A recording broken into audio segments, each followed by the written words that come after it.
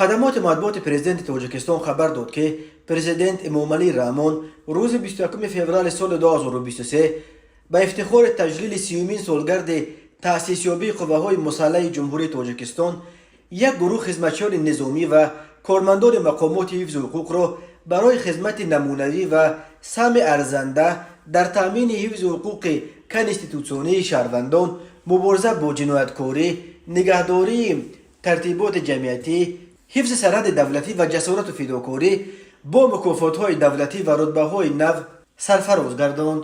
خدمات مطبوعات پرزیدنت از جریان سپردن اردن و مدال‌ها و رتبه‌ها 213 عکس چاپ کرده ولی نام جایزه‌داران را نشر نکرده است. در بین آنهایی که پرزیدنت به آنها جایزه و رتبه سپرد، عبدالرحمن علمشاهزاده و شماره زیادی از دیگر اشتراک کنندگان عملیات حربی سال گذشته در ولایت مختار کوهستان بدخشان به نظر می رسند. شاروخ سعیدزاده سردار 36 ساله ریاست کوفتکوف جنایی وزارت کارهای داخلی تاجیکستان، دوست نزدیک و یک عضو کلیدی تیم رستم امامعلی پسر کلانی امامعلی رحمان و رئیس مجلس ملی تاجیکستان نیز در این ملاقات پرزیدنت با جایزه گرفتگان حضور داشت.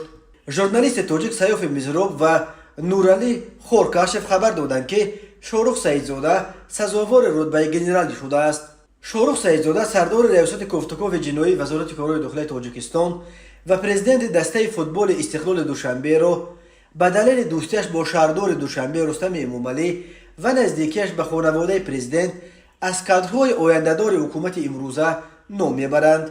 ناظران امور از حال و رقم میزنند که در صورت انتقال قدرت از امامعلی رحمان به پسرش شاروخ سعیدزاده میتواند یک عضو کلیدی کماند رستم امامعلی شود. انتظار اکثر این است که با آمدن نسل جوان تغییرات جدی در سیاست‌های دوشنبه به گونه‌ای که در ازبکستان با آمدن شفقت میرزویف شاهد شدیم صورت خواهد گرفت. شاروخ سعیدزاده با آنکه همگی 36 سال دارد الکی در عرصه سیاسی تاجیکستان جایگاه بلندی را صاحب شده است، ولی باز هم مهم آن نیست که او امروز چه جایگاه دارد.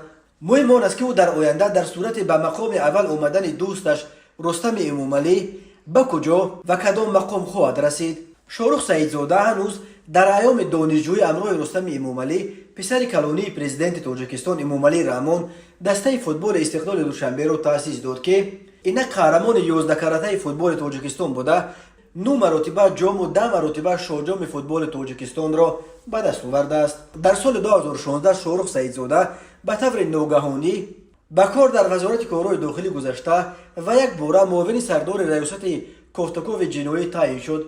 ماه اپریل سال 2017 سعیدزاده اجرا کننده وظیفه سردار این ریاست و 12 دکمبر همان سال رسما سردار ریاست کوفتکوف جنایی وزارت کارهای داخلی تاجیکستان تعیین شد.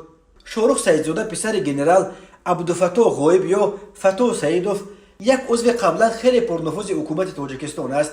پدر او سالهای طولانی در مقامهای بلند سردار اگنتی مبارزه با کروپسیا و خدمات گمرک تاجیکستان کار کرده است. عبدالفتاح غایب ماه ینور سال 2018 در پی یک ماجرای مربوط به واردات گوشت مرغ و اجرا نشدن نقشه سالانه گمرک از مقامش برکنار گردیده. بعد آن برخلاف انتظارات به دلایل تا حال ناروشن به یگان مقام نو دولتی تعیین نشد. بسیاری ها مطمئنند که کرسی سردار ریاست کوفتکوف جنایی وزارت کارهای داخلی برای شاروخ سعیدزاده آخرین قله کریر نیست. گذشته از این در صورت عملی شدن سناریوی انتقال قدرت از پدر به پسر و به مقام پرزیدنت آمدن رستم امامعلی، شاروخ سعیدزاده میتواند به عضو کلیدی کماند او تبدیل بیابد. شاروخ سعیدزاده از نزدیکترین دوستان رستم امامعلی به شمار رفته. به گفته برخی منابع پرزیدنت امامعلی رحمان نیز او را پسرخوان گرفته است.